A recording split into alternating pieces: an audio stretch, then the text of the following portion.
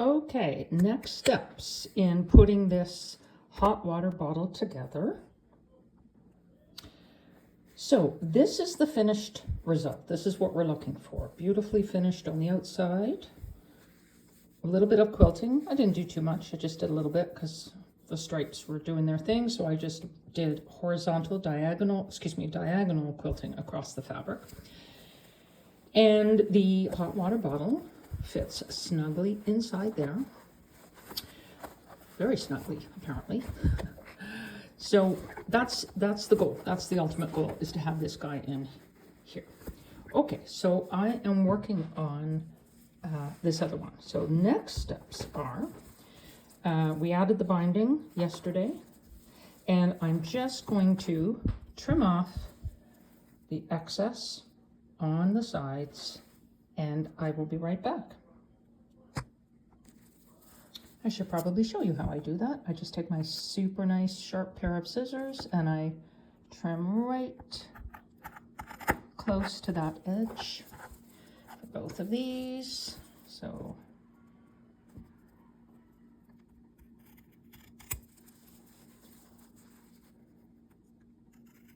there, all done. I like the top half of the hot water bottle to be on the outsides.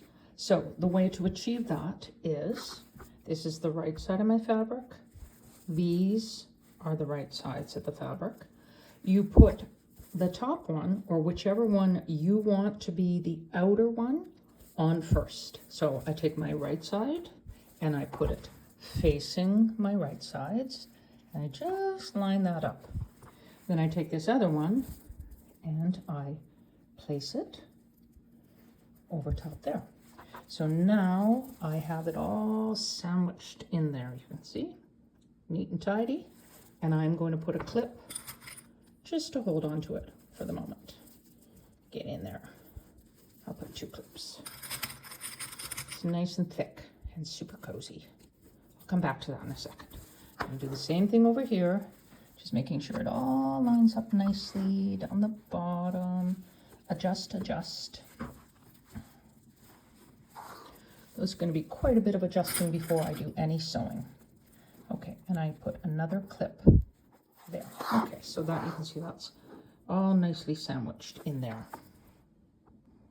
So now I'm just going to do a little eyeball of everything all around. I'm going to look at all the edges and see if there's anything really sticking out, or if it can be trimmed. So I think this is not lining up very well here. I'm just going to shimmy things down a tiny bit and see if that helps. But I do want, what I'm trying to keep are that those 2 openings are kind of perfectly back to back. So I'm not going to do too much shimmying. This may just be an issue of trimming, which is fine. Just making sure that, you know, one side isn't way over here and the other side is lost a bunch of room. I'm going to go back to my original side that I clipped. Oh, you see there, that's not nicely done there. I'm going to just adjust that because I want it to be like so. Clip that. That's the way I want that edge to look. Those 2 openings. Okay. Slippery little devils. Okay, so basically what I'm going to have to do is some trimming around the edge there, but that's fine. That's fine. I've got lots of room to do that. So I'm going to do that trimming now.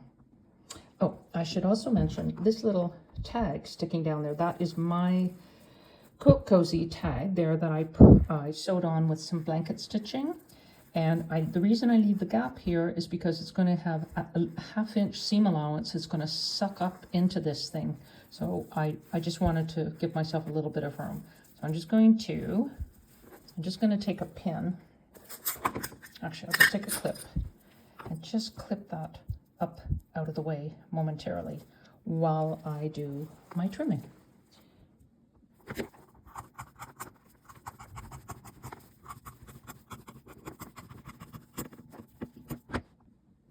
The other thing I'm adding to this version, I've never done it before, but what happens is after I dump the water out in the morning, I leave it hanging upside down.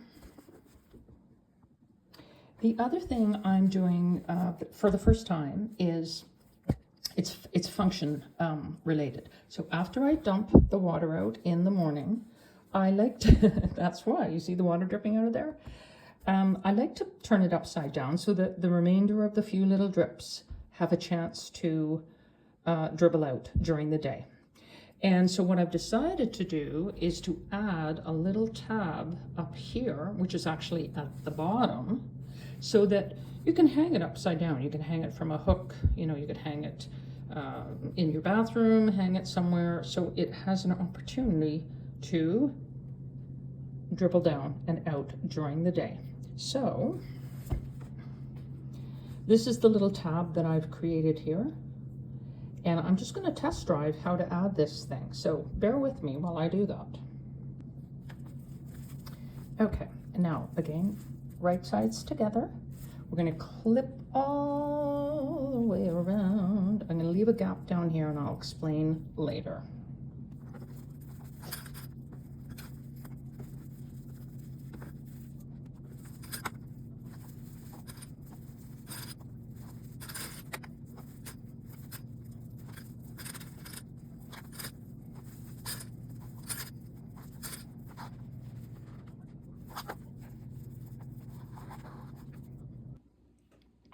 Another thing I would just mention before I get going, that when I come around the curves, I decrease my stitch length. I take it from a 2.5 maybe down to like a 1.8. That helps me get around those curves more easily.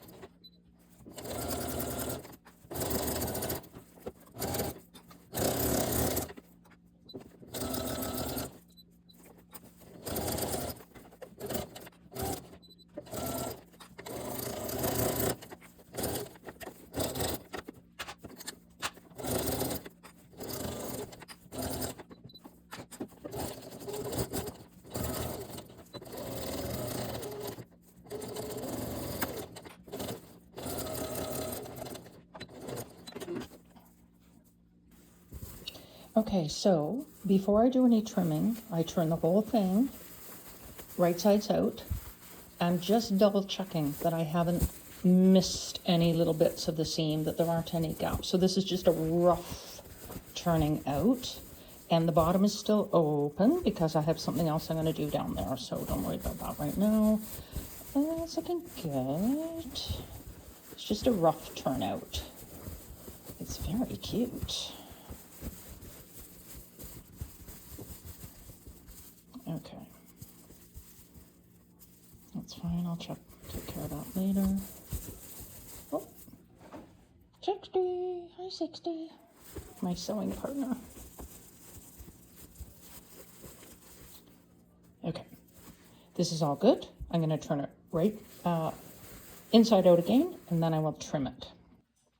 I don't have a whole lot of room to trim, but I will get into these corners a little bit. I'll probably do a bit of notching just so that it is a little bit slimmer on the insides.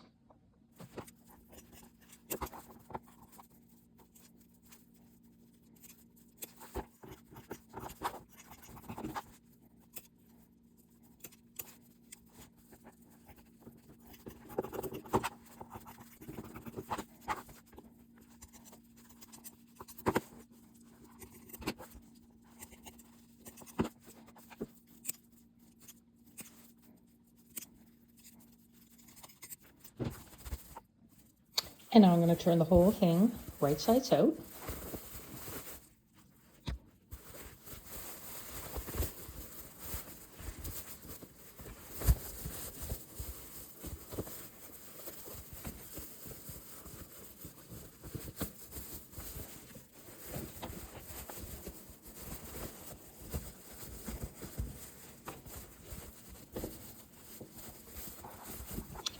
pushing out all the edges.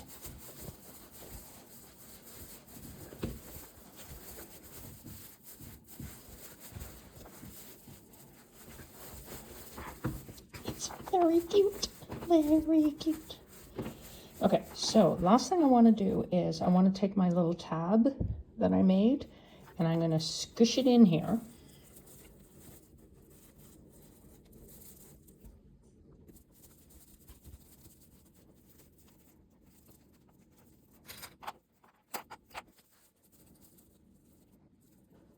And now I'm going to sew across here to close this up.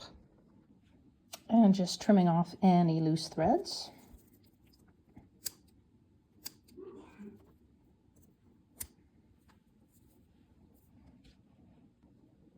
And here it is, all finished. Looks good. Let's give it a test drive.